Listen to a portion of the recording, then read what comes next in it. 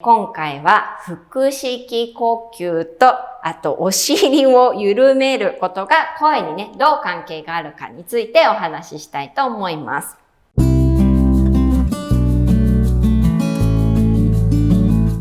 前回のね、動画では声とね、体ってどういう関係があるのっていうお話をね、したんですけども、今日はなんかその中からね、ちょっとトピックを絞ってレッスンも一緒にしていきたいと思います。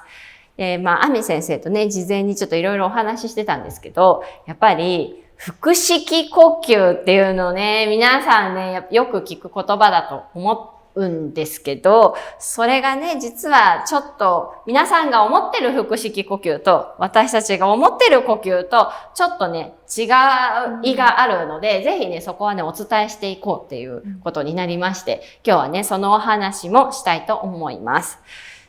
では、アミ先生、腹式呼吸は皆さんやっぱりどうやったらいいんですかって聞かれることがね、多いですよね。すごい多いですね。で、ぶっちゃけというか、先生によって多少伝え方が異なるっていうのもあるので、混乱しやすいっていうのも一つあるのかなっていうのはあるんですが、私がね、長いこと教わってたものと、その微調律をやって、明らかに違う、っていうのがね、一つあるので、お伝えできたらなと。はい。そう。で、さっきアメ先生にね、その歌を歌う時の腹式呼吸で、アメ先生がここに気づいたんですっていう点を教えていただいたんですけど、まさにそれはね、ダンスとか、私が、例えばヨガとかピラティスとか、ストレッチとかエクササイズのようなことを行う時も、その方法で腹式呼吸をやったら、動けないよねって、同じちょっとね、動きに関して、声以外に動きに関しても共通点があったので、ちょっとね、そこについてお話ししていきたいと思います。では、アミ先生、あれですよね、腹式呼吸って言うとやっぱお腹を使って膨らませて、呼吸して、で、吐くときはどうやって教えるんですか？腹式って吐くときは。吐くとき、まずね、吐くことっていうのを先にやってもらうんですけれども、ちょっと例えばお腹のおへそに親指を置いて、で、こんな感じで手を置くと、この逆三角形、このエリアを内側に、ね、潰していくというか、絞っていくような感じで、ね、口からね、吐いて、吐き切りましょうって。こんな感じでまず吐いてもらいます。で、一般的な腹式は、もう絞り切ったら、この力を緩める。お腹がポコンと出て、勝手に息が入りますよっていうのがね、一般的に。すごい言いたいこといっぱいありますよ。はい。で、私も長いこと言われてきた腹式。はい。なんですね。でね、これね、そう。これ呼吸できます皆さん。私でき、だってこう締めますよね。緩めたら、緩むだけで、入っては来ないです。で、なんかね、お腹がポコンと出るから、入った感じにはなる。ね、お腹に空気入ったな、みたいな感じにはなるんだけれども、そうそう。これと、微調律でやってる呼吸、比べると、入り具合全然違うので。ですよね。じゃあ、微調律でやってる呼吸って何っていうところなんですけど、皆さん、お腹で呼吸はできませんね。だって、空気がね、出たり入ったり、やってるわけよ。ここは肺なわけですよ。お腹に入ってきて危ないね。そうそう、お腹で呼吸してるわけじゃないわけでね。お腹に空気入りましたって。それは、そう。で、そこじゃないね。空気の交換してるのは肺なわけなので、結局ここがきちんと動いてなければ、肺が広がれないわけですよね。ということは、この肋骨の周りがきちんと動くっていうのがすごく大切で、この肋骨が吸ったら開いて、吐いたら中に入ってきてって、ここがきちんと動かなかったら、ガチガチに固まってたら、吸った時に、入ってこれないですよね、ここが固まって。なので、微調律では脇をまず緩めるっていうことをすごく重要視していて、脇を緩めた状態で、ふーって普通にね、さっきみたいにお腹を締めて、吐き切るところまで吐いたら、その後はそのまま吸ったら、ぴゅわってここにね、入ってくるわけですよ。だからお腹を緩めたら、ぽよんっていくだけで、入ってこないですね。で、さらにここ固まってたらもう、どこも動かないので、ただお腹が前に出ました。シーンみたいな状態なんですよね。だから、やり方の前に、まず、ちゃんと肺が動きやすい状態に体が緩んでるかっていうところが重要なわけですよね。で、歌の時はね、お腹はちょっと私はわからないですけど、微調律の時はお腹は締めたまま、そのまま吸うんですよ。ふーって吐き切ったら、お腹は締めたまま、で、吸うとね、ここがこう、開くわけですよ、こうやって。ちゃんとね、ここが、この露骨のところがね、動いてるのが感じられるので、吐き切った後に吸うと、ここが、ピューってこう広がるのがね、わかるんです、ちゃんと。で、それを多分お腹をこう緩めちゃうと、口動かない、ね。そう、動かないですよね。こう、ぽよってしたけど、ここ、シーンみたいなそうなんですよ。で、ちょっと動かないのと、あと、例えばヨガでも結構腹式呼吸ってね、言われると思うんですけど、例えばね、動かないで、その瞑想とかね、なんかそっちだったらまだちょっとわからなくもないんですけど、例えばそのポーズを取るようなものをやったときに、お腹を緩めたら、なんか私はですよ。私はバレエの癖があるので、バレエとお腹は必ず引き上げたまますべてのことを行うので、それを緩めてしまうとですね、こっからどうやって体を動かすのってなっちゃうし、呼吸は固まっちゃうので、深く吸えないし吐けないしみたいな状態になって私はね、しまうんですけど、歌の場合はどうなんですか？そうですね。体幹が逃げちゃうので、結局こう2本足で立って歌っている。で、こう体を支えてもらってるのは下半身なので、その支えが抜けちゃうと、やっぱりね、他で支えなきゃいけないみたいな感じで、やたらこの前ももに力が入ったりとかね、腰にっていうね、負荷がかかってしまって、で、その結果、姿勢も崩れて、どんどん歌いづらくなるかなという。だって逆に力を入れないと立ってられなくなっちゃうので、体幹が使えないから、そうすると太もも本当にガチガチになると思うんですよね。で、その立ち方といえばですよ、お尻をギュッと締めて立つはね、しないんですよっていうのは、微調律ではすごくね、言ってて、この YouTube チャンネルでも結構言ってることなんですけど、これ結構歌もつながってますよね。私ね、小学校の歌の先生に、歌うときはお尻をキュッと締めましょうって習ったので、ずっとそれを実践してきたんです。そうね、めちゃめちゃ太もも疲れる。そうですよね。腰も疲れるし、でこれをあるとき、これ本当にいいのっていうところですよね。で、微調律やって、この骨盤がね、自然に立つ状態で歌うと、明らかにお尻キュッとじゃない。ね。で、楽だし、声も呼吸もこうしやすい、出やすい。なんか重要です。そう。お尻キュッと締めると、なんかね、気分的にはすごい頑張ってる感じがするんですよ。支えがある感じもする。なんかこう、支えられてるし、なんかすごい力出そうな感じはするんですけど、出そうな感じで頑張ってるだけで、かえって締めてたりとかね、しちゃってるんですよね。だからやっぱこう緩やかに楽に自然との方が声も出やすいし、姿勢も実は綺麗なんですよね。なんか皆さん腹式呼吸とお尻ギュッとのイメージをちょっと今日から変えていただけるとね、もっと楽にお話ししたり歌ったりとかね、姿勢もね綺麗になるんじゃないかなと思ってるんですけど、なかなかその視点から教えてらっしゃるボイスコンディショニングの先生は、私はちょっと知らないですね。やり方を教えてくださる方はいると思いますけど、いるんですか？なんかそういう。私今まで出会ったことがなくて、今までね、何人かの先生についてきたんですけど、なんで誰も教えてくれなかったんだろうっていうね、ところですね。ですよね。なんか、わかります。でも、楽器の方たちもね、やっぱり同じことをおっしゃってるので、やっぱりね、響かせるものって固まったらダメですよね、やっぱりね。そうですね。本人がね。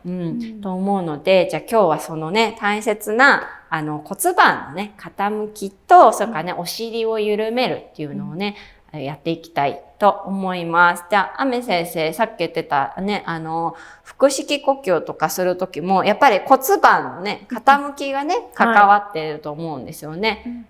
ボヨンっていう腹式じゃなくてですね、呼吸がしやすくなるための姿勢っていう意味で、アメ先生がいつもレッスンで取り入れていることを、教えていただきたいと思います。では、どんなことを？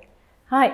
骨盤をね、自然と立たせる方法で、微調律の中からお尻歩きとお尻ほぐしですね。はい。こちらをお勧めしています。で、デモンストレーションはやります骨盤の。そうですね。一緒にやりましょう。一緒にやりましょう。はい。そうそう。はい。じゃあ、今日はあれですよね。お尻歩きって私結構床でやってることが多いんですけど、多分ね、歌を歌われる方とか、声をお仕事にされてる方ね、いきなり床に座って私今からお尻歩きやりますとかね、やりにくいと思うので、椅子だったらね、どこの会場にも、あると思いますので、今日は椅子に座ったままやる方法でね、一緒にいきたいと思います。では、今日私は、アメ先生にやっていただいて、私は生徒さんみたいな立場で行ってみたいと思います。はい。では、はい。最初ちょっとね、お見せしたいのが、これね、ハコさんにね、教わった、ね、こう、比べる、ね、やつなんですけども、こう骨盤が、まず、自然に立ったニュートラルな状態。と、わざとこうね、後傾させた状態、前傾させた状態で、どういう風に呼吸とね、声に変化があるかってご自身で体感していただくと、あ、これやらねばと思うと思うんですけども、まずね、この、あーとかね、声を出してもらって、あー、ニュートラルな状態。で、わざと骨盤をちょっと大げさ気味に倒してもらって、よいしょ。すると、もう重心が後ろに行っちゃうから危ないですよね。でもこの状態、時点でもう前ももすごくね、張ってきます。で、倒れないようにするためにやっぱり肩が内側に入って、顎が上がる。これでこう支えようとなんとかしているわけなんですけど。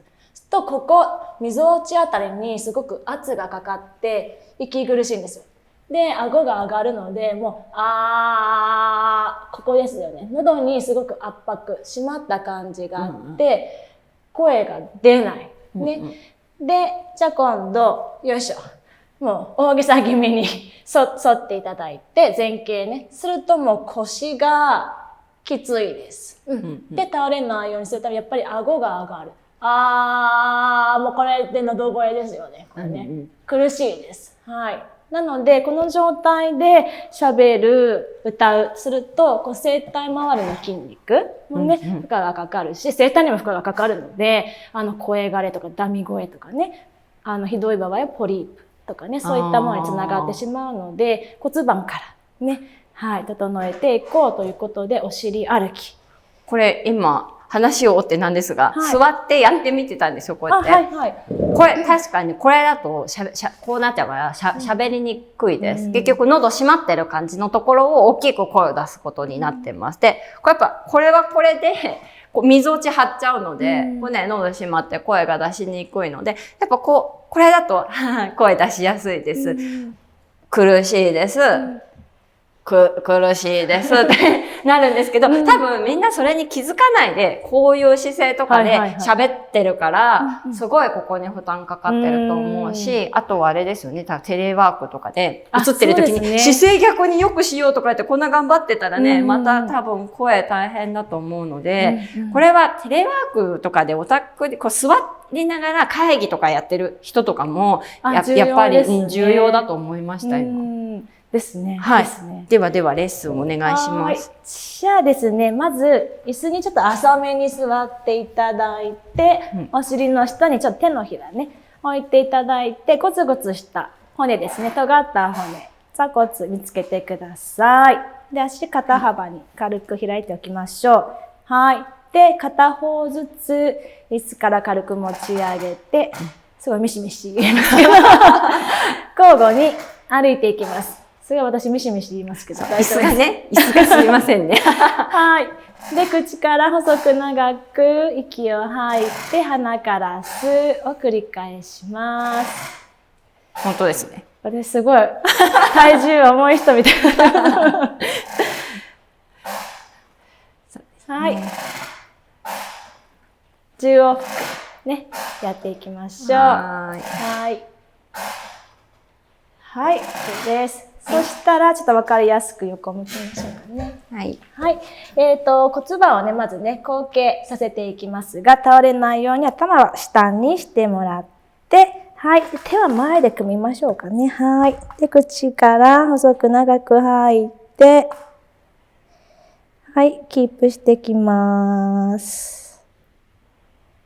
はい、そしたら鼻からゆっくり吸って戻ってきましょう。はい。そしたら今度前傾にしていきますね。はい、で、これも倒れないように後ろで手を組んでいただいて前。はい。ゆっくり口から吐きながら吐き切ります。はい。で、鼻から吸って、ゆっくり戻る。はい。ね、するとどうですかね。骨盤が自然と立って、座りやすくなってる、姿勢を保ちやすくなってる感じがね、していれば OK。はい。で、これお仕事ね、テレワーク。そうですよね。はい。合間でもいいですしね。はい。あとは、お尻ほぐし。そうですね。はい。やっていきましょうか。座りながらいきますか？はい。本当はね、ボール使ったりとか、床に座ってやったりもするんですけど、外出してたらね、ボール持ってないですしね、床に座ったらね、周りの方びっくりしちゃうと思うので、椅子に座ったままとか立ったままとかね、できることをやってみたいと思います。はい。そしたらじゃあ、左から行きましょうかね。はい。で、お尻の、ちょうどね、エクボになるあたりなんですけど、ちょっと立って、骨盤、恥骨をちょっと前に出してた時に、こう、くぼみがね、なんか鏡とかで見ると分かりやすいですけど、そこね、に拳ですね、当てていただいて、はい、座っていただいて、ぐりぐり、はい、していきます。で、この時も呼吸を止めずにやっていきましょう。ぐりぐりぐり。こんなことでって思われる方がきっと多いと思うんですけど、いいんです、こんなことで。そうなんです。はい。はい。どうでしょうか。ね。で、これで、今、左を私、ほぐしましたけれども、なんかね、お顔にもね、変化が出ていたりすると思うんですけども、この顔のね、ベースラインが、どうですか？ちょっと上がってきてませんか？上がってますね。私なんか肩が下がりましたけど。そう、わかりやすいね。ハコ先生わかりやすい。そう。私も若干下がってきてるかな。ね、はい。反対もやりますか？はい、反対も行きましょう。よいしょ。ね。これもう場所分かってる方はね、座ったままでいいですけども。はい。よいしょ。くりくりくり。こんなことですけどね。はい。だからお尻は締めなくて緩める方が実は骨盤がね、前傾になって立ってる時に安定しやすくなるんですよね。やっぱりね、こうお尻キュッと締めるとめちゃめちゃここがグッと固まるとこですね。太もももねパンパンになっちゃうし。はい、OK です。さあ、どうでしょうか。フェイスラインだったりとか、肩のね、ラインですね。比べながら緩んだかどうか。はい。で、こんなことやっていただくんですけれども、こうね、やっぱり一曲歌うと、すごく半身中心に、すごく倦怠感。めちゃめちゃ疲れるって人も多い。はい。で、講師業の方とかも、ヒールだったり、ね、吐きながら何時間も話す。そうするとね、やっぱりこう体に出てくる方多いので、はい、まず骨盤からっていうのをおすすめです。ですね。はい。なんで、立ってる時の姿勢もね、だいぶ多分骨盤が自然と前傾になって、綺麗なね、姿勢になるので、姿勢も綺麗になりますし、呼吸もやっぱりね、しやすくなると思うので、今この状態でね、こう、吸ったり吐いたりしてもらってもね、こういう状態とか、こういう状態で呼吸をするよりは、ね、呼吸が自然としやすくなってると思いますので、ご自身のやっている腹式呼吸の前にも、まずね、骨盤をこう、ね、自然と立つっていう状態にしてから、やってみると違いがね、感じられるんじゃないかなと思います。では、次回はですね、10歳若返るということについてね、お話ししていきたいと思います。チャンネル登録ぜひお願いします。あと参考になったりいいなと思ったらぜひこのね、グッドボタン押してください。質問があったらぜひね、コメント欄に書いてください。ではでは。